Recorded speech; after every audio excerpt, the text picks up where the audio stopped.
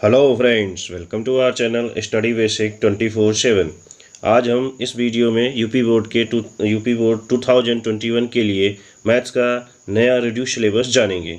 जैसा कि आप लोगों को पता है कि कोविड-19 की वजह से सारे स्कूल कॉलेज अभी नहीं चलाए जा रहे हैं, अभी नहीं चल रहे हैं। इसलिए सरकार ने ये फैसला लिया है कि 30% सिलेबस को रिड्यूस कर दिया जाए। ठीक है। हालांकि इस पीडीएफ में दिखाया गया है मैथ्स के सिलेबस में कि 10% की कमी की गई है, लेकिन बाकी के सारे सब्जेक्ट में 30% कम किया गया है। तो मैं ये मान के चलता हूँ कि ये क्लर्कियल मिस्टेक है। तो जैसे कि सबसे पहले यूनिट 2 में एलजेब्रा दे रखा है, यानी बीजगणित, जिसमें आपको पॉलिनोमियल यानी बहुपद के शून्यांक बहुपद में नहीं पढ़ना है। द्विघात बहुपदों के गुणांक और शून्यांकों के मध्य संबंध नहीं पढ़ना है। वास्तविक गुणांकों वाले बहुपदों के लिए विभाजन एल्गोरिथम का कथन और उस पर जो प्रश्न है बेस्ड, वो भी आपको नहीं पढ़ने हैं। सर्कल में क्या नहीं पढ़ना है? टेंजेंट नहीं पढ़ना है, यानी वृत्त की स्पर्श रेखा और स्पर्श बिंदु यानी पॉइंट ऑफ टेंजेंट इसको बोलते हैं। इस टॉपिक में आपको क्या नहीं पढ़ना? वृत्त की स्पर्श रेखा स्पर्श बिंदु से होकर गुजरने वाली त्रिज्या पर लंब होती है, यानी परपेंडिकुलर होती है। ये थ्योरम आपको नहीं पढ़नी है। किसी बाह्य बिंदु से खींची गई दो स्पर्श रेखाओं की लंबाइयां बराबर होती हैं, ये भी नहीं पढ़ना है आपको। ये दो थ्योरम आपको नहीं पढ़ने हैं। ठीक है। बाकी जो थ्योरम को हालांकि हिंदी में प्रमेय बोलते हैं। नंबर 4 है जो समांतर श्रेणी के nवें पद यानी nth टर्म को अगर हमें जानना, यानी उसकी व्युत्पत्ति तथा समांतर श्रेणी के प्रथम n पदों का योग, ये नहीं पढ़ना है। सामान्य जीवन पर आधारित जो इसके प्रश्न हैं वो भी आपको नहीं पढ़ने हैं।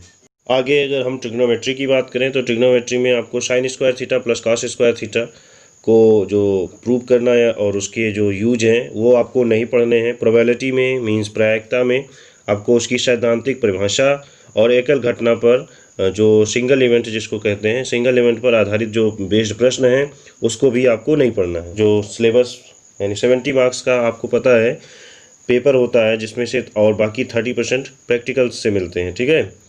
तो देखिए उसमें से कैसे क्या है। जैसे संख्या पद्धति से 5 नंबर आएंगे, बीजगणिती से जो है 18 मार्क्स का पेपर रहेगा। तो अलजेब्रा काफ़ी इंपॉर्टेंट रोल प्ले करने वाला है आप लोगों के सिलेबस में। इस चैनल पे आप लोग मुझसे जुड़े रहिए। तो इस चैनल पे बहुत अच्छे से अलजेब्रा एक बेहतरीन डिटेल एक्सप्लेनेशन दिया जाएगा, दोनों में हिंदी एंड इंग्लिश दोनों अलग अलग क्लास होंगी। ट्रिक भी इसके बताए जाएंगे, पूरा डेरिवेशन कराया जाएगा। ठीक है। कोऑर्डिनेट ज्योमेट्री जो है आपकी 5 मार्क्स की होगी, और जो ज्योमेट्री यानी ज्योमेट्री 12 मार्क्स का, ट्रिग्नोमेट्री 10 मार्क्स के, मेंसुरेशन 10 मार्क्स के, एंड प्रोबेबिलिटी भी आपका जो है सांख्यिकी एंड प्रायिकता जो है वो भी 10 मार्क्स का होगा।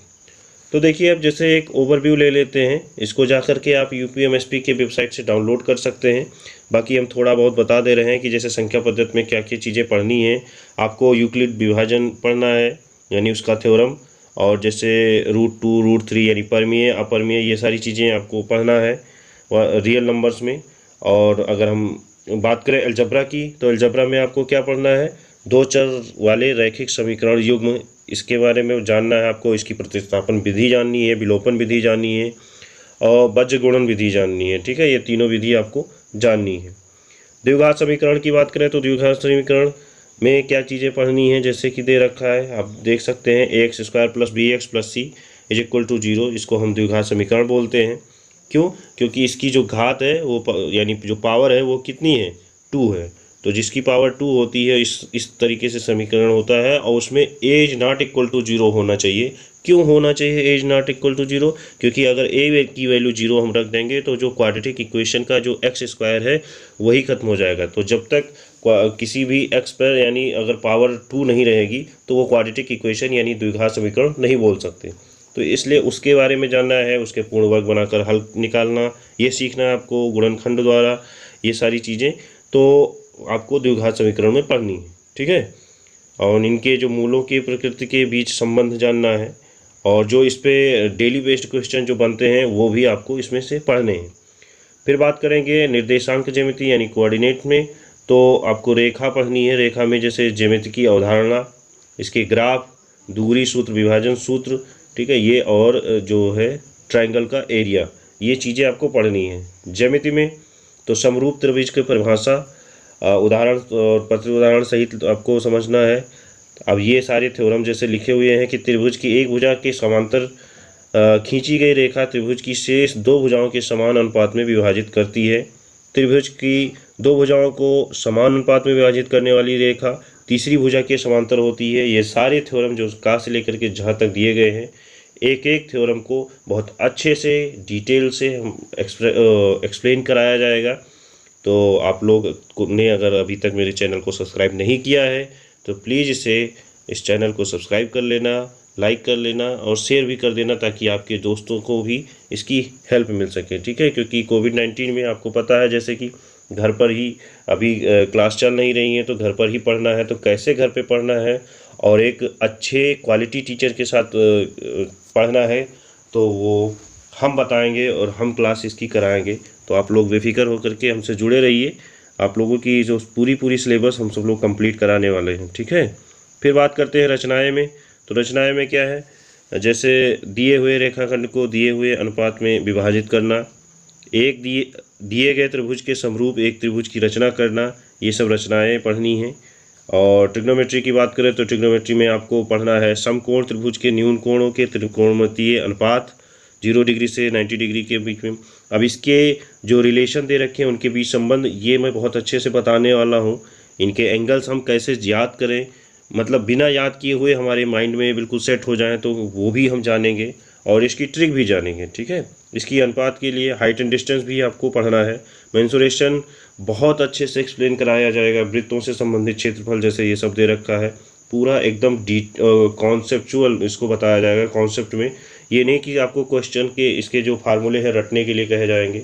और स्मार्ट क्लास चलेगी, जैसे कि डिजिटल बोर्ड पे इसको पढ़ाया जाएगा, तो बहुत अच्छे से एक्सप्रेस किया जाएगा। एनिमेशन पिक्चर भी हम कुछ दिखाएंगे मेंसुरेशन में, ताकि आपको बहुत अच्छे से, यानी 3D फिगर हम दिखाएंगे तो उसको भी आप जान सकें अच्छे से। ठीक है, तो हालांकि वृत्त वगैरह जो होते हैं आपको पता है 2D फिगर्स होते हैं।